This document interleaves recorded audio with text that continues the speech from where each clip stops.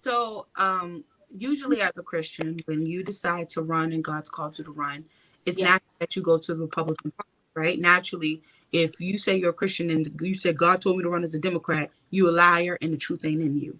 Um, so, so that's usual. Now, the interesting part about the Republican Party is they are very big on identity politics. Number one.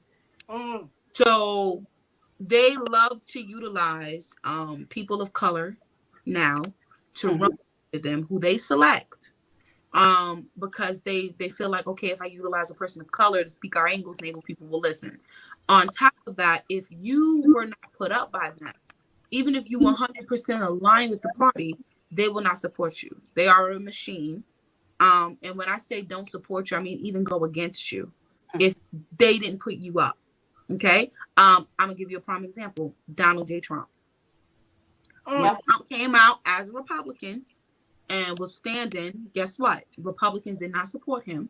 He had to Right. run his own campaign. And once he got in office is when they started jocking. Okay. This is not just the president who deals with this. This is anybody running as a Republican across the board who has specifically put up by the machine to run. Okay. So let's just make that clear. And they figure out how good you talk, how dress, how good you look to see if you're going to win. It's not about where you stand at the party. It's not about your integrity. It's about what image you can put up that fits the bill that may get people to vote for you. Okay. I want to be straight up. This is true because I experienced it. Okay. My testimony was that I ran as a state legislator in Maine. I ran for the district. I was 31, either 13 or 31. And I was supposed to run for Waldo County. I would have had three I would have been in charge of the representative for, which is a representative is a legislator, okay, and that they make laws. So at first, when they put me up, they saw a black chick who was a little bit conservative, and they were like, "Oh, we want you to run." They didn't know me from a can of paint. One of the girls at the printer shop, I would go there to print out print. She saw me, she thought I was beautiful, so and she was like, "Black, she's beautiful. I found her on Facebook. She seems conservative. Let's nominate her. Maybe she'll win." So then finally, when they met me, I decided, okay, I'll run.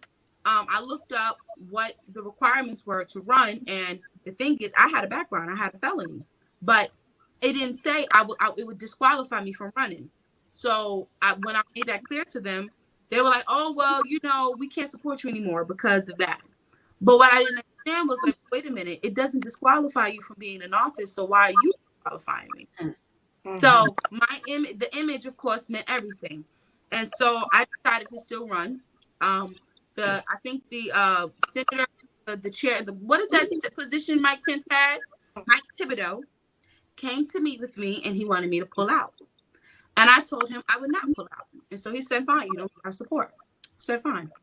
So I went and I door knocked. I got a list of all the conservatives in the area, and I went and I door knocked. I printed out. Emma helped me. We paid for some of. She designed the cards, printed them out with my own gas money. I went door to door, and I did something that Republicans don't do. I grassrooted. Now this is something Democrats do. Yeah. They will pay top dollar to get people from high school, from anywhere, to get on the streets and grassroots for them.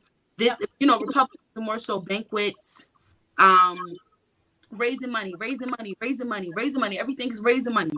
But getting to the vote, Democrats do. So I took a page from their book, and I hit the streets and I hit every door.